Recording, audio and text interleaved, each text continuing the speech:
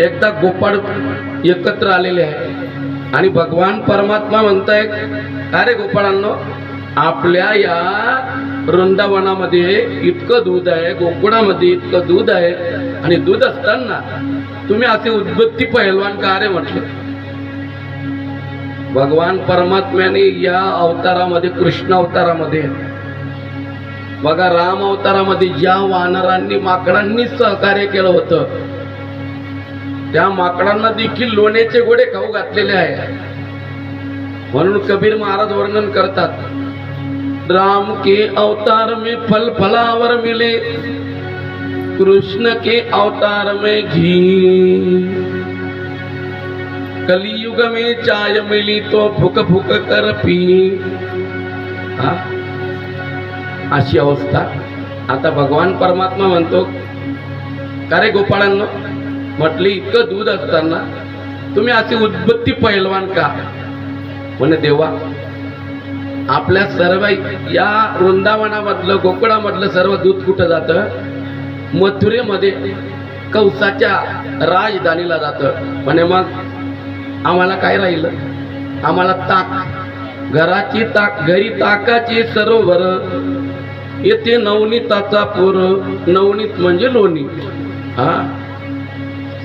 नवनीताचे पूर आहे, हिर आहे, परंतु आम्हाला आमच्या दैवामध्ये फक्त ताकच प्यायला मिळतं आम्हाला. म्हणून बघा, आता भगवान परमात्मा म्हणताय, आपण ऐका म्हटलं, मी तुम्हाला सांगतो, आपण दुग्ध विद्या चौर्य प्रसारक मंडळ तयार करू. आणि बघा, गवळणी ज्या वेळेला दूध, दही, दूध, तूप, लोणी घेऊन जातील ना, आपण रस्त्यामध्येच त्यांना रोखू आणि त्यांचं दही, दूध, तूप, लोणी आपण रस्त्यामध्ये काय करू, ते डेरे फोडले म्हणजे आपल्याला खायला मिळेल, प्यायला मिळेल. त्या गोपिका मग बघा, गवळणीचा थाट निघाला मथुरे हाटाला गी. ओ गवळणीचा थाट निघाला मथुरे हाटाला गी. हो गवळणीचा थाट निघाला मथुरे हाटाला गी. गवळणीचा थाट निघाला मथुरे हाटाला गी. आदी देखोनी जगदीश धावला, ते देखोनी जगदीश धावला.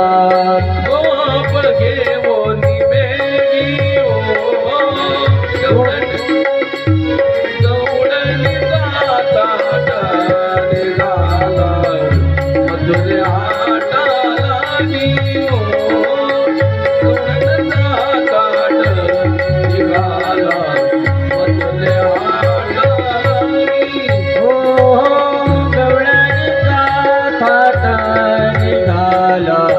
मथुरे हाटाला गे.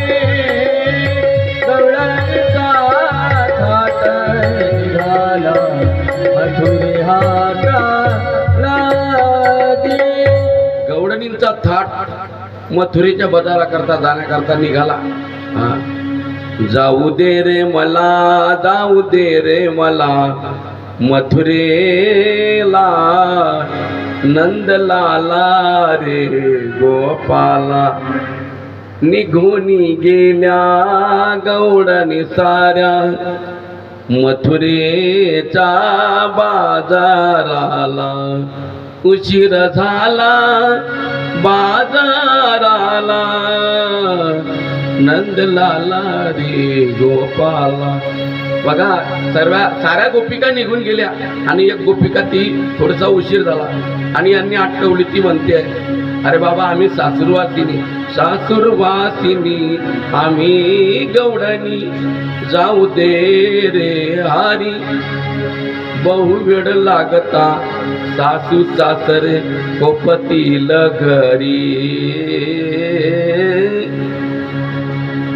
गवळणीचा थाट निघाला मथुरे हाटाला गी. आम्हाला जर उशीर झाला ना बाबा, बाजारात जाण्याकरता मग इकडनं उशीर गेले म्हणजे तिकडनं उशिरा येतील. मग आमच्या सासू सासरे आमच्यावर कोपतील ना बाबा आम्हाला जाऊ दे.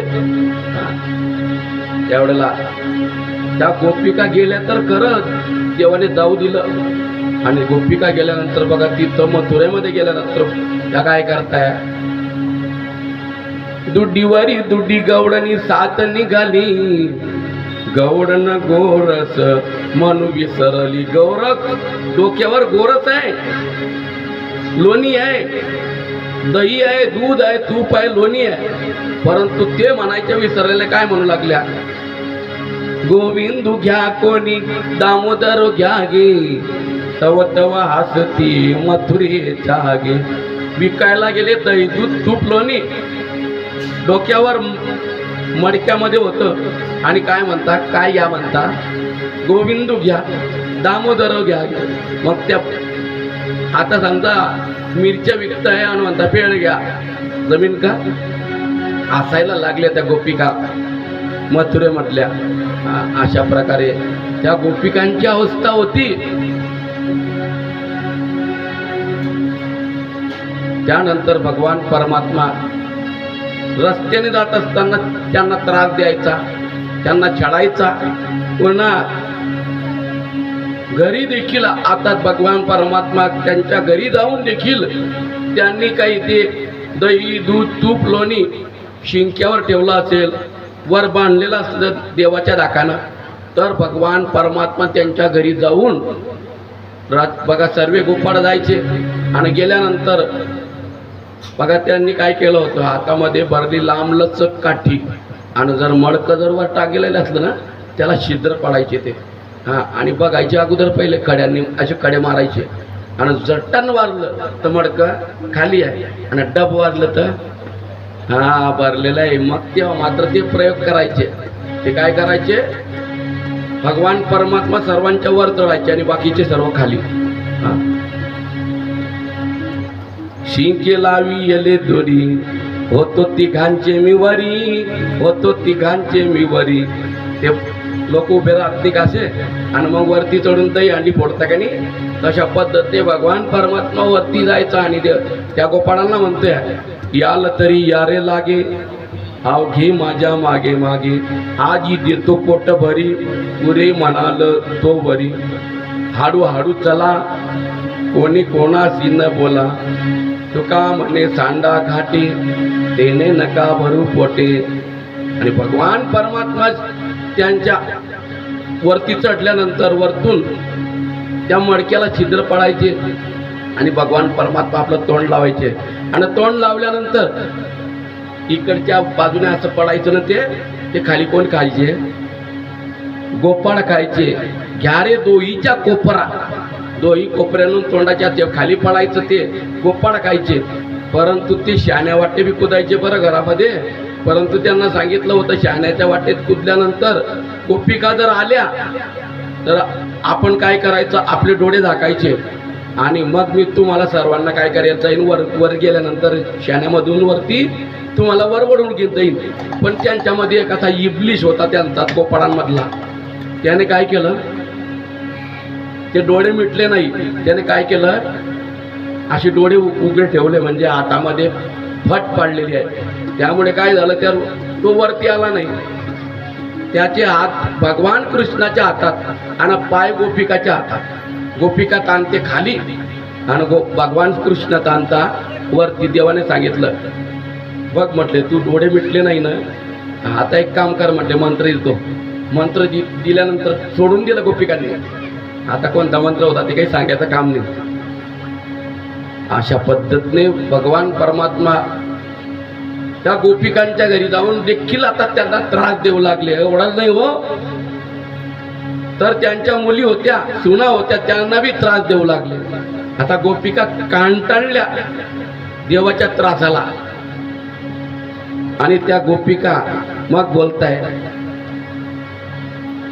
गवडणी सांगती गारानी, रात्री आला चक्र पाणी, खावणी दही दूध तूप लोणी, फोडिली आवघी विरजनी, हागी बाई कोणासी आवरे ना, यशोदे बाळ तुझा काना कोठवरी सोसू धिंगाणा. आता गवडणी बघा, एक एक गवडण जाते आणि गाराने सांगते आहे यशोदा मैया जोड. दुसरी आली धावत, याने ग बाई काय केली मात. मुखाची मुख चुंबन घेत, गड्यामध्ये हात घालीत. बघा, गड्यामध्ये हात घातला म्हणजे माझी सुनबाई होती. बघा, ती सांगायला आली का राणं, म्हणजे माझी सुनबाई होती आणि या कृष्णाने काय केलं, त्या माझ्या सुनबाईच्या गड्यात हात घातला. हात घालून माझ्या सुनबाईची काय घेतली, पप्पी घेतली. सांगा बरं. आता तो काही मोठा नव्हता, त्यावेळेला लहानच होता तो, 5-7 वर्षाचा. परंतु तरी देखील घरामध्ये जाऊन त्याने असं करावं, त्या गोपिकांना ते आवडत नव्हतं. त्या गाराने सांगण्याकरता आल्या की माझी सुनबाई घरात घर काम करत असताना याने गड्यात हात घातला तुझ्या पुत्राने आणि माझ्या सुनबाईची पप्पी घेतलेली आहे. ती सांगून जात नाही तोपर्यंत बघा दुसरी आली. ती म्हणते, तिसरी आली धावोनी, म्हणे ग बाई काय केली करणी. पतीची दाढी माझी वेणी, दोहीची गाठ बांधोनी. गाठ बाई कोणाशी सुटेना, यशोदे बाळ तुझा काना कोठवरी सोसू धिंगाणा. आता बघा, देवाने अशा प्रकारे घोड्या करीत असताना आता जाऊन देखील फायदा होत नाही. मग शेवटी काय केलं बघा. आता हा देव काय करतोय बघा, त्यांच्या मुलींना देखील आवरी आवरी आपला कान्हा, नासी यल्या आमुच्या सुना.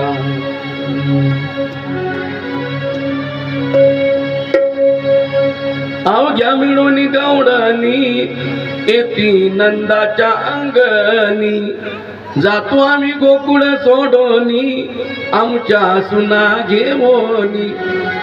सुना आणि मुली आम्ही आता गोकुळामध्ये राहत नाही यशोदे, कारण तुझा मुलगा आतापर्यंत आमचं नाव घेत होता, आमच्या सुनांचं नाव घेत होता, पण आता आमच्या मुलींना बी त्रास द्यायला लागला, म्हणून आता आम्ही आता इथं राहत नाही. ते सर्व ऐकून यशोदा मैया तिच्या डोळ्यामध्ये काय आलं, आळशी ऐकता गारानी, यशोदे नैनी आले पाणी. कृष्णा खोड्या देता कोणी, एका जनार्दना चरणी. प्रेमतया आवरेना, यशोदे बाळ तुझा काना कुठवरी सोसू धिंगाणा. आणि यशोदा मैया म्हणते, कृष्णा अरे बाबा, आता तू इथं थांबायचं नाही, आता तुला मी शाळेत घालते म्हटले. हा, आणि त्यावेळची शाळा म्हणजे कोणती होती, गाई चारायला जाणं. तर त्या भगवान परमात्म्याला यशोदा मैयाने गोपाळांना बोलवलं आणि याला देखील तुमच्या सोबत घेऊन जा म्हटले. उद्यापासून गाई चारण्याकरता वृंदावनामध्ये गोवर्धन पर्वतावर. बघा त्या भगवंताची वेशभूषा कशी होती, काळी घोंगडी हातामध्ये काठी, सारीत धेनू सावळा जगजेठी. कांद्यावरी कांबडी, हातामध्ये काठी, हातामध्ये काठी, कांद्यावरी कांबडी, हातामध्ये काठी. हो हो, खांद्यावरी कांबडी, हातामध्ये काठी. हो, खांद्यावरी कांबडी, हातामध्ये काठी. सारितक धेनू सावळा जगजेठी. राधे राधे राधे राधे मुकुंद मोलानी. हो राधे राधे